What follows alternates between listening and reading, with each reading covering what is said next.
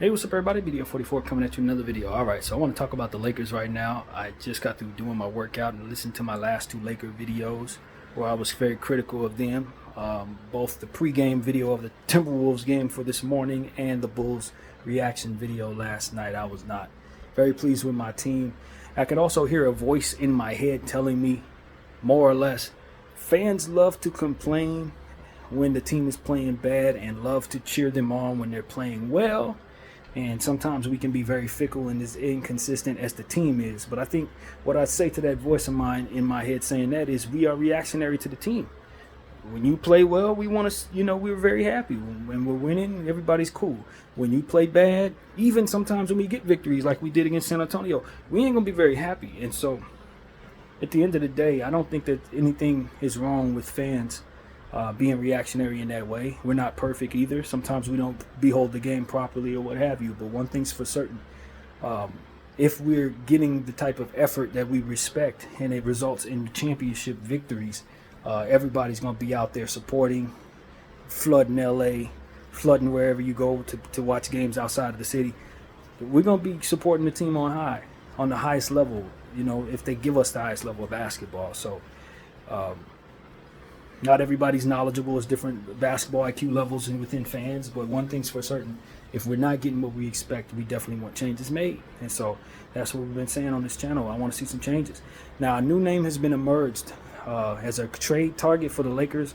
Maybe not the most realistic name, but definitely somebody we need to try to win a trade battle if for some reason that is real. Jarrett Allen of the Cleveland Cavaliers. Now, I know a lot of people are saying if we're going to make a trade with Cleveland, get me Donovan Mitchell. I'd love to have Donovan Mitchell, but I don't think you can get Donovan Mitchell at all. I just don't think you're going to outbid another team for Donovan. Donovan's going to have to force his way here, and I don't see him doing that at all. Nor do I see Cleveland having any incentive to move him. Obviously, with two of their most important pieces down, it may be in his best interest to consider what things look like elsewhere, because they're going to be missing Darius Garland for another month, and they're probably going to miss Evan Mobley probably till like All-Star break, to be honest with you. Even though I don't know if it'll actually take that long, I could see that totally being how long it takes just the same, if that makes any sense. Given the type of injury he has, so this could be a lost season for a guy like Donovan Mitchell. Maybe he gets traded to a Laker team with LeBron and AD on and is playing for a championship. And so a guy like Donovan's used to being in winning situations. He's a winning player, and although his timeline isn't exactly hurry up and win, for a guy like that, you don't necessarily have that on your mind. That's for other people who are in charge of the organization you play for that can be concerned with that timeline. You want to win right now every year. And so I can see Donovan Mitchell maybe be looking at the Cleveland Cavaliers saying, I don't know if you guys have what it takes to get me a championship this year, and I may not want to be in that situation, but I haven't heard anything like that coming from him, so I have to assume that's not being said. He's getting all the minutes in the world. He gets to shoot the ball anytime he wants to. He knows those guys are coming back before the season ends, so it's a lot of things to not be down about in regards to Cleveland, but their contract situation does limit them to having some very limited bench quality depth. And they could afford to maybe get rid of one of those max contracts, turning one into three or something like that. So for me, if I'm the Lakers, I would love to help them with that by taking Jarrett Allen from them. I don't think Evan Mobley would be very pleased with that, but that contract, $100 million contract, I'm sure they could use in multiple ways if they were to get some players on this team. They've had a guy like Taurean Prince on that team before. He's played well for them. Bringing in a guy like Rui Hachimura, they can develop him and have him as a player that runs next to Evan Mobley's son. D'Lo Russell, I'm pretty sure they could do something with that expiring contract. So those are the type of moves that I would be willing to make. Take that, send that to Cleveland, send back Jarrett Allen. Obviously, we would need more moves to be made to make our team make sense. If you're going to move D'Lo, as I've said a million times, you better bring yourself that facilitator. You're going to wish you kept D'Lo, but the way D'Lo's been playing, ain't nobody gonna wish they kept this 8 points a game, shooting under 30% from the three and under 35% from the field. I mean, he's been averaging 8 points in the month of December. So, this is the problem with D'Lo. He's just wildly inconsistent and heavily unreliable because of it. And with him being our arguably third best player, not to mention that he doesn't necessarily fit next to other guys that we otherwise want on the floor a lot, a guy like Austin Reeves, he and Austin don't look good in that backcourt together. You kind of feel like moving him for a player that does sit better in that starting lineup with Austin Reeves, or someone who can be a little bit more reliable, may be something that would benefit your basketball team a lot more than just standing pat and seeing what happens here, especially if he can net you a center for which you obviously could use right now.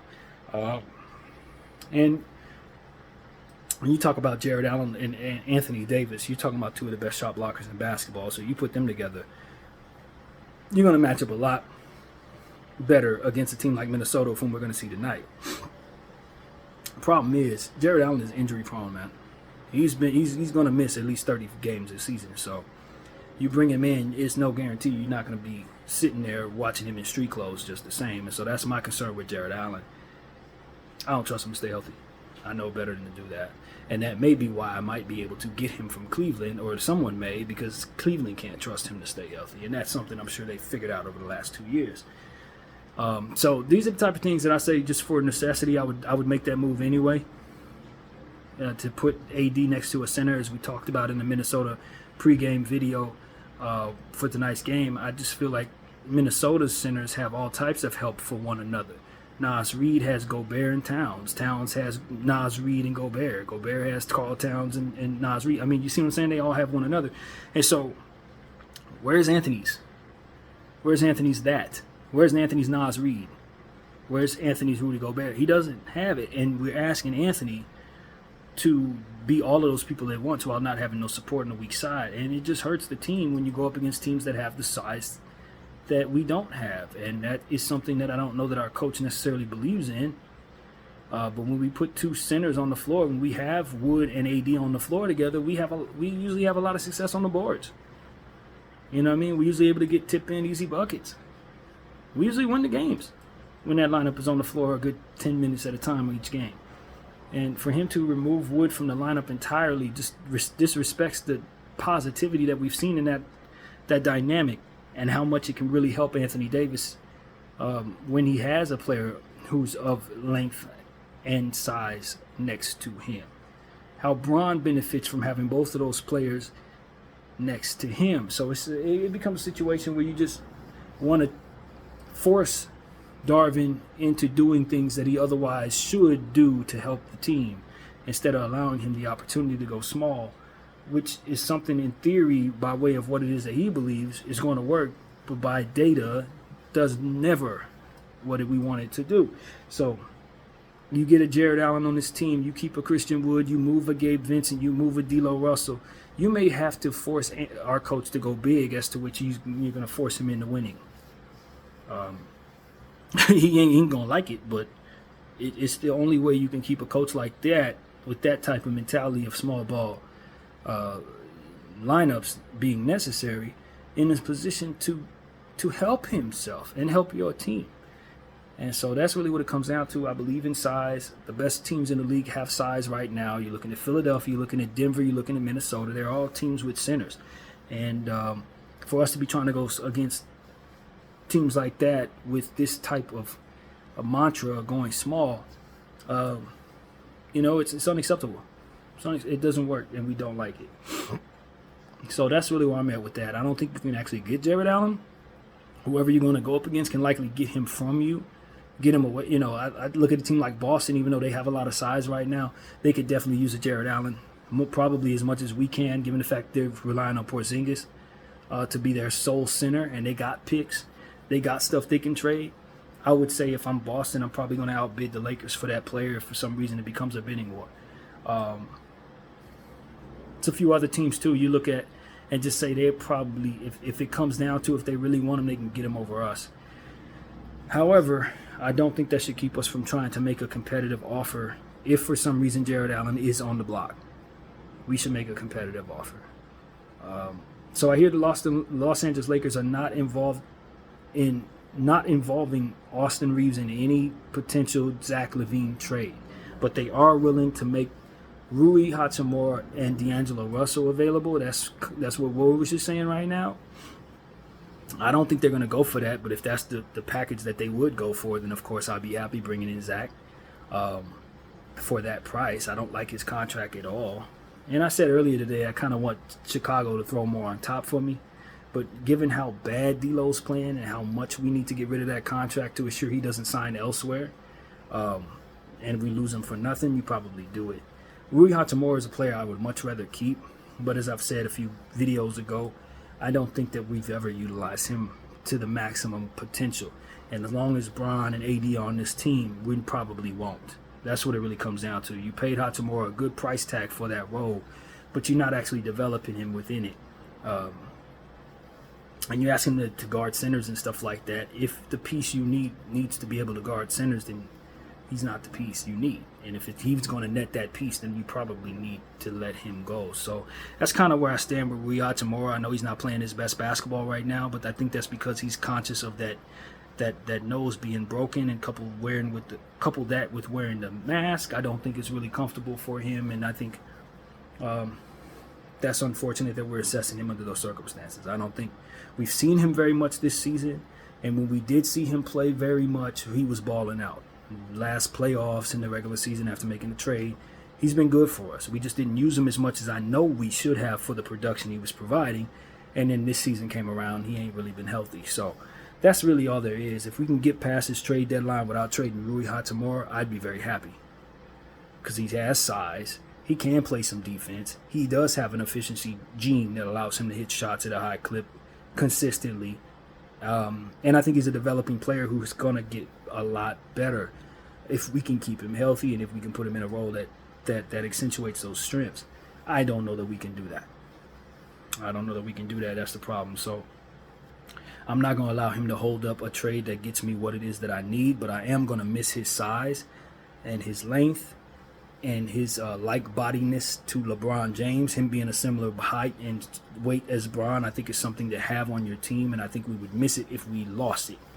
So you may be plugging up one hole by bringing in whatever you trade for him, but you're probably going to lose something else in letting him go, and that's what I think of Rui Hachimura. If the object of the game is to stay size, keeping size on your team, then letting go of Rui probably ain't the answer at all. So for me and my money, I'm rather more interested in pairing Gabe Vincent and D'Lo Russell instead of Rui Hachimura. But who's going to want Gabe Vincent under these circumstances? And how are we going to make Gabe Vincent look like somebody's going to want? But we're not. Not with Darvin running him in small ball lineups. His value is going to go down, not up. And that's where it becomes a problem. If you put Gabe Vincent in the real lineup that makes him look good, then you can make somebody want him, and then from there you can make a trade that has him involved in it instead of Rui. And that would be my ideal circumstance. So I just know Darvin ain't gonna do that, man. I just know he's not. He's gonna make that kid look worse. So that's what it is. I'd still like to maybe move Gabe Vincent for a piece that I need a bit more. And I think that's the way to go. Now, as far as Taurean Prince, he's on a 1-year deal, y'all. He can expire, and we could lose him for nothing, too. So you move that off the strength of that. The problem is, if we don't bring in some shooting, we're still going to need what Taurean does. And Taurean's a good piece to have. You just only want to want him about 15, 20 minutes with the intention of giving him them corner threes that he's really good at. That's all I want him to do. Be open for the corner three, hit him. Sit down. That's it, bro. I wouldn't have him on the floor for anything more than I would have Matt Ryan on the floor. Y'all remember Matt Ryan, 37 as a weapon? That's what Taurean's role should be. Come in, hit threes, bro. That's it. Sit down after that. Don't have him guarding people, making plays, trying to be in the open court, trying to make plays for LeBron James. None of that is his game, man. None of it. He's not a great defender. He just has the length and the mindset to try defensively. He's so limited. I don't need him on the floor no more than 15 minutes a game, man. I really don't. And the fact that Darvin wants to run him like he's a regular rotational starter just speaks to Darvin's issues, man. Speaks to what's wrong with him. To be honest with you, ain't nothing wrong with Taurean Prince. No different than there's nothing wrong with any other shooter in this league that only shoots the ball. It's a quality attribute that is needed. But if you're going to ask them to do too much, or if you're going to ask them to do stuff that they ain't no good at, of course they ain't going to play well. That's Taurean Prince for you. There's nothing wrong with the player. He's just being asked to do far too much, and he's being relied upon to be much better than he is. And that's Darvin's problem. So that's my thing with Taurean Prince. I don't even need to necessarily get rid of him. I just need him to be played and utilized properly. And so, because I don't think, again, as we've been saying in these videos that I've been listening to and saying to you guys, I don't think Darvin's going to use everybody right. He's going to do certain things with players he ain't got no business doing, and as a result, you'd be better getting those players out of his control. Get them off his team so he can't mismanage their minutes, mismanage their roles. He's always going to be the reason why things need to go a certain way. Most of the players that we've had on this team, I could see us using properly. It with a different circumstance. You know, Malik Beasley's being utilized properly in Milwaukee. Patrick Beverley was always a spark plug that could help your team defensively. He can hit some threes occasionally. Even have a big game here and there. You know, Russell Westbrook, you see what he's doing in Clipperland. They can't live without him. They love him over there. Like, if you utilize these players properly, you don't have no problems. But because you got a coach that's not going to utilize people properly, because he has this complex about running small ball lineups, and overusing role players in circumstances where otherwise they need to be someone else, and underutilizing centers, you got to manage around that. If you just refuse to move him, the coach himself, you ain't gonna move the coach. You gotta stranglehold him to stuff that you know works versus the stuff that he would otherwise do if you give him the freedom to move the way he wants to move. So you can't have nobody on the team under 6'2". You can't underestimate the fact that unless you fill the whole team up with centers, he may not even use any of them, even if you do have them on the team. All these different things just make you say, yo, man, I don't want none of these problems he forces me to have to manage in regards to him. I don't want none of these problems, Darvin. None of them. You know what I'm saying? Because at the end of the day, you are not a proven NBA champion as a head coach. So all this crap you want to do has not proven to work. No, it has not. Just because you got me to the Western Conference Final, I am the Lakers. Of course, I think going to the Western Conference Finals is good, but it ain't like something that's supposed to make me feel like I've accomplished all that I was intending to. Now, if we were the Clippers, they ain't never been to the Western Conference Finals. You do that for the Clippers, you're the best coach they ever had. But you can't say that with us. It's not enough. Not to mention we got Bron and AD. Bron lives in the finals. So if you got him to the Western Conference Finals, if you look at his career, you underachieve with that dude because he lived in the finals. So it's this type of thing. It's like, yo, man, I'm of the mindset that it is not realistic to expect Jeanie Buss to fire Darvin Ham. But if you're trying to save your season, his creativity could be the reason why it's not going to work out. The stuff he wants to do and how he moves around players on that roster will corner you into positions that just flat out hurt your team. You're going to be playing into the defense's hands. You're going to have less offense than what you need. LeBron James is going to be asked to do too much. AD is going to be asked to do too much. This is just what it is, man. So, you know, I personally don't know that there are any better coaches out there. Not to my eyesight. Some of the coaches that I've been hearing people want to bring in, I don't like them no more than I like Darvin at all. Some dudes, they just not very good. You know, Budenholzer is Darvin. That's where Darvin gets all of his ideas from. It's from that guy. I don't, unless you want a duplicate version of Darvin Ham, you stay away from Budenholzer completely. That's who Darvin learned from. So no, unless you just love what Darvin's doing and you want, quote unquote, the real thing, you go get Budenholzer. But I'm not a Budenholzer guy at all, not at all. And then, you know, Terry Stotts, I thought that team was mediocre. All the years Portland had Terry Stotts running that team, they were mediocre as hell, bro. They could not do nothing with Terry, man. And I know a lot of that had to do with their limitations, with their cap. But I ain't seen nothing from Terry Stotts over the 9-10 years that Portland kept him that makes me think he should be moving in any way, shape, or form. We're just going to want to fire him in a year or two. I'm good. And who was the other name? Doc Rivers. Man, don't even. No. We ain't get into a Doc Rivers conversation. Just know that if I have control over things, he ain't never going to be the coach of the Lakers. It's never going to happen. Absolutely not. For a million reasons. So, I hate all of that. I hate all of that. And then Mark Jackson, I don't think Mark Jackson is going to ever get a whole coaching job because he has a lot of enemies in this league, man. Off the court stuff that have really very little to do with X's and O's. But I will tell you this, when he was the Golden State Warriors coach, I had two opinions. Some of the stuff that he did, I did not like while he was the coach of the Warriors on the court. Some of them rotation stuff like that, I haven't forgotten. I remember being frustrated with him. And I also know that he was somebody who, if he would have kept that team, he would have been able to get all the glory that Steve Kerr got. So those are my two opinions, but I was never really overly impressed with Mark's coaching style either. Old enough to remember that. It wasn't great. So, like, these are all things that I'm just looking at. I'm like, yo, if you're going to get rid of Darvin, who are you bringing in? And if the answer's something like this, then I'm going to hate it anyway. I'm going to hate all of it. So that's the problem with firing Darvin. It's that the options that you are hearing, they suck too, man. They really do.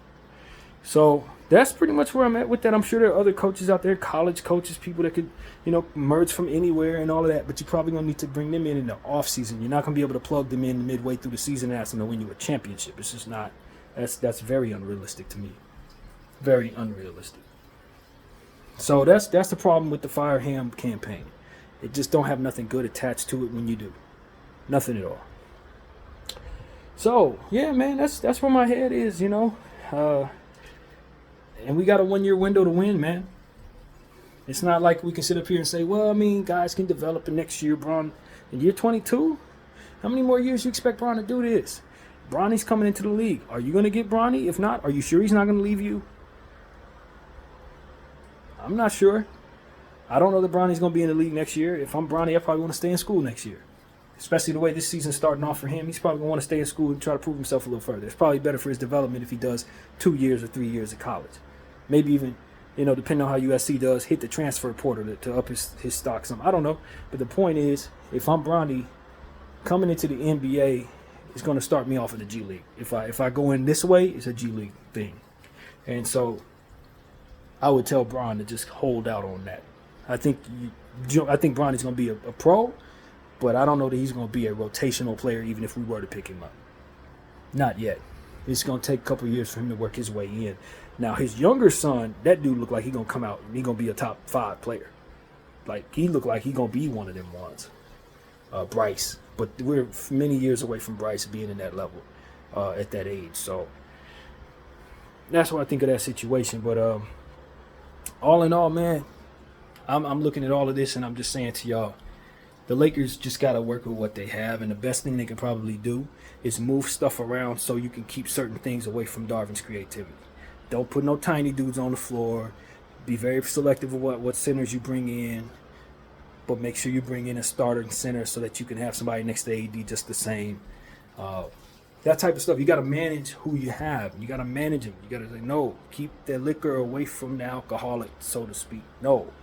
None of that stuff that he wants to do that's going to ultimately force you into losing needs to be in his grasp. Because otherwise he's going to do it. He's going to use that stuff and you're going to fall with him. And he's going to be looking around with his hands in his pockets like everybody talks about. It is what it is, man. So that is my God's honest opinion. I don't hold nothing back. I don't know none of these people. I ain't looking for no money or nothing. This is a pure fan's perspective. Happy to have all of you guys supporting my videos, but I'm not here for that. I'm here to talk, to get stuff out that I know needs to be said in order for me to be cool with this team. That's really what the intention has always been. And so, I want to thank everybody who likes these videos, everybody who's joining onto the channel. I appreciate y'all. And that's really my Laker video for the day, man. That's what I have to say. Of course, I'll have something at the end of halftime and then at the end of the game for tonight's matchup against Minnesota, which is at 6 p.m. Pacific, 9 p.m. Eastern. Minnesota, number 1 overall seed in the West, best overall record in the NBA, and a bunch of centers that if you run small ball against, it's going to blow you away. That's pretty much it. BDO 44. Thank y'all for watching. I'm out.